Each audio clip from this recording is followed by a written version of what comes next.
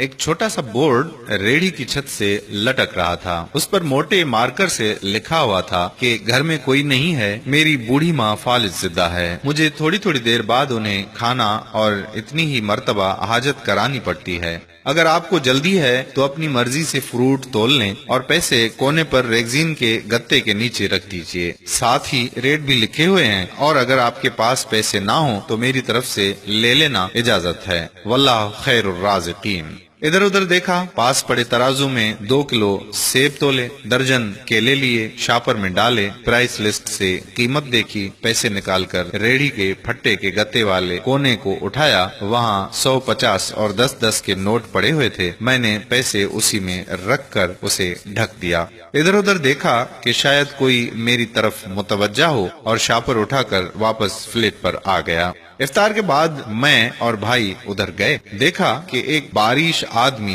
दाढ़ी आधी काली आधी सफेद, रेहड़ी को धक्का लगाकर बस जाने ही वाला था। वो हमें देखकर मुस्कुराया और बोला, साहिब फल तो खत्म हो गया। नाम पूछा तो बोला खादिम हुसैन। फिर हम सामने ढाबे पे बैठे थे, चाय आई। कहने लगा कि पिछले 3 साल से अम्मा बिस्तर पर है, कुछ नफसियाती सी भी हो गई है, और अब तो फालिज भी हो गया है। मेरा कोई बाल बच्चा नहीं है, बीवी मर गई है, सिर्फ मैं हूँ और मेरी अम्मा।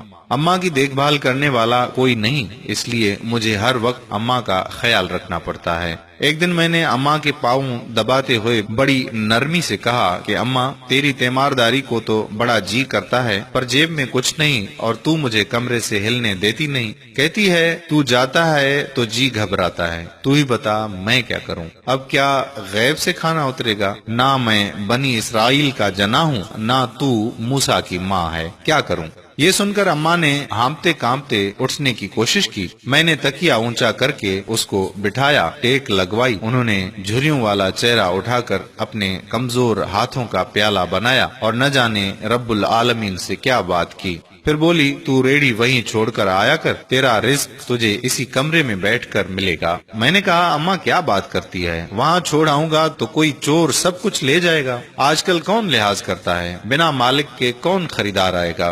कहने लगी, तू फजर को रेहड़ी फलों से भरकर छोड़कर आ जा, बस ज्यादा बक बक नहीं कर। शाम को खाली ले आया कर। अगर तेरा रुपया गया तो ये खालदा सुरैया अल्लाह से पाई पाई वसूल देगी। 2.5 साल हो गए हैं भाई साहब, सुबह रेहड़ी लगा जाता हूँ, शाम को लेके जाता हूँ। लोग पैसे रख जाते हैं, फल ले जाते हैं। ठेला थोड़ा ऊपर नीचे होता है, बल्कि कुछ तो ज्यादा रख जाते हैं। अक्सर तखमीना नफा लागत से 300-400 ऊपर ही जा निकलता है। कभी कोई अम्मा के लिए फूल रख जाता है, कभी कोई और चीज। परसों एक पढ़ी लिखी बच्ची पुलाव बनाकर रख गई, नोट लिखकर रख गई कि अम्मा के लिए।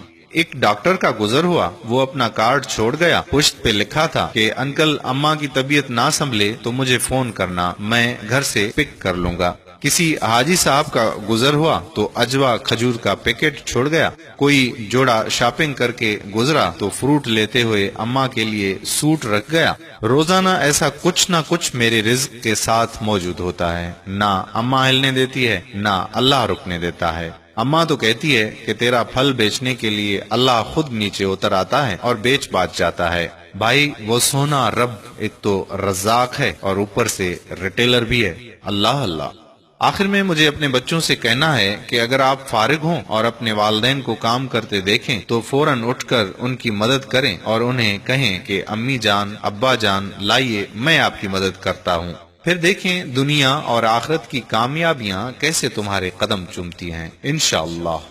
अगर आपको ये वीडियो पसंद आई तो इसको शेयर कर दीजिए, शायद किसी का भला हो जाए। कारीन इकराम, अगर आपने अभी तक हमारा पेज प्यारा इस्लाम लाइक नहीं किया तो अभी से लाइक करके फॉलो कर दीजिए, ताकि हम ऐसी मजीद मालूमाती और दिलचस्प वीडियोस आप तक पहुंचाते रहें। जज़ाकल्लाह खैरा। अस्सलामु अलैकुम व रहमतुल्लाहि व बरकातुहू।